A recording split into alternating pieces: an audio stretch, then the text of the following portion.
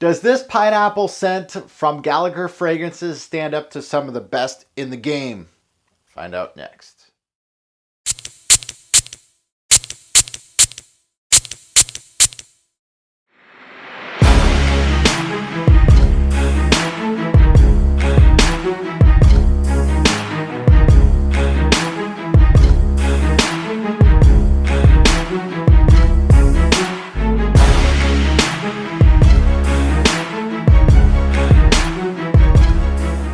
Fragrance family, welcome to Pop the Cherry. This is where I pop the cork on a fragrance and give you my first test on skin.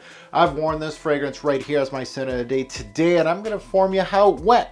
Good or bad or the ugly, always let you know how it went. So today, as the title suggests, from the house of Gallagher Fragrances, this one right here I'm trying out is Fineapple. So let's take a look under the hood for some stats on this one. So the release date was 2018. The nose behind this is Daniel Gallagher. How I got this particular fragrance in my hands, it was gifted to me.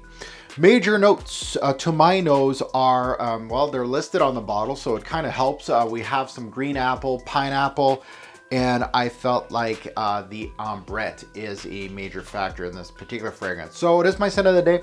I got the dry down right here, but let's remind me of this introduction and I'll let you know how it is. And I'll give you guys a few sprays for the fine folks out there that are watching my videos.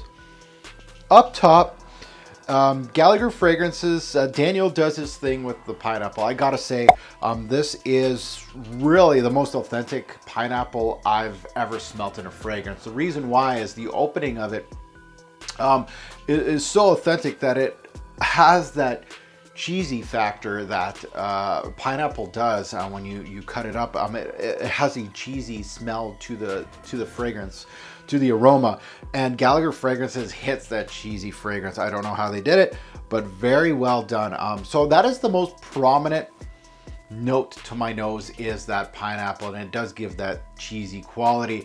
This is paired with a faint tart green fruity apple accord, some floral qualities here, and of course the ambrette. The magnolia's waxy lemony quality also throws itself out in the opening here and continues to push more into the heart. So actually a very interesting opening.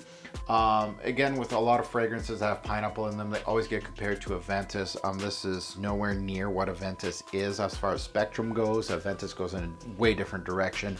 This is very much a very uplifting. I felt it really doesn't have anything that's very, how can I say, daring or off the wall. The only thing that really is off the wall a little bit is the cheesiness of the pineapple, just because it's so good. So up top, actually very good. It does give you multiple facets. Now more into the dry down. You're getting more of the floral qualities. The jasmine comes through, the magnolia comes through. There's some musky qualities here. The fruity aspects kind of sit on top of that bed. So really, I would have to say a thin fragrance in regards to the dry down here. I felt the ambrette slightly in the opening and more into the dry down, and looking forward to actually wearing this more in the cooler weather. So right now in the fall, I want to see what I can get out of it. I really want to see what I'll get out of it, especially in an office setting, to be quite honest. I think this scent as a whole will shine in more of a fall or spring setting than really the dead heat of summer. At least that's my thoughts, and I can't wait to actually delve into it for the full-fledged review and see what I get out of it. Now let's get into the revolver. We'll talk about seasons, day or night versatility, and of course projection and longevity on this one. So let's start it off with seasons. In regards to season, I know a lot of fragrance reviewers talk about this one just because it utilizes pineapple and green apple, and those are fairly prominent notes in this particular fragrance.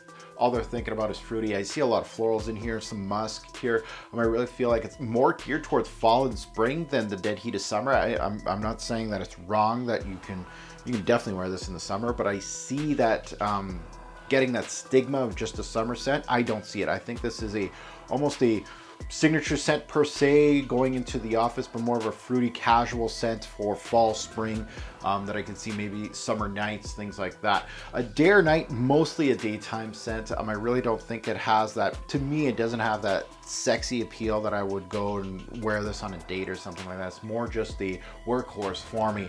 Versatility on this one, I'll say it's fairly average right now for my testing. We'll see if it looks like it's going to be geared more higher as far as versatility goes, but I'm going to give it an average rating for now. As for projection longevity, this one lasted on my skin 4 to 7 hours, so a little weak from what I come to expect from a fragrance. I'm looking for 6 to 9. 4 to 7 is a little weak for this type of scent with average projection, so no beast per se on this one. So my overall thoughts on Fineapple. It enters the overcrowded pineapple genre right now, throws something unique, at least to my nose. I felt like this was unique. I feel like the pineapple itself is a standout from a lot of these fakey pineapple aromas that I'm smelling around in the designer game and the niche game too. I enjoy this release from Gallagher Fragrances. Actually very, I didn't think I was going to like this one. Again, I'm not a big fan of Aventus. I like it, I don't love it. I like more daring stuff, but I enjoyed this release and I'm looking forward to testing it more and more and see how it does on my skin. I'm really going to delve into this one, see projection longevity, can I get more out of it? And as far as the scent goes, there's some of these notes that I got most of them, but I do want to see what else I can get from this fragrance. So there's my Pop the Cherry on Fineapple. Now it goes into the vault to get the full-fledged review, so you'll probably see that in 2020. I'd love to hear your take on this one in the comments below. If you have smelt this fragrance, good or bad, love to hear. If you enjoyed this content, please hit the like button. I certainly appreciate that. Subscribe if you haven't. And what are you waiting for? Hit that bell. Are you part of my notification gang yet?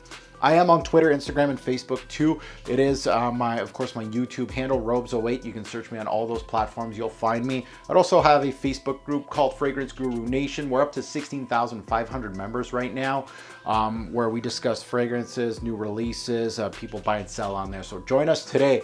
Now I'm going to leave you with a few takes from my social media. I asked everybody on social media what they thought about this fragrance, good or bad. So I'll put some on the back end of this video. And as always, a greater pour fragrance will make a lasting impression. Choose your pineapple-based fragrance wisely. Thanks for watching, YouTube.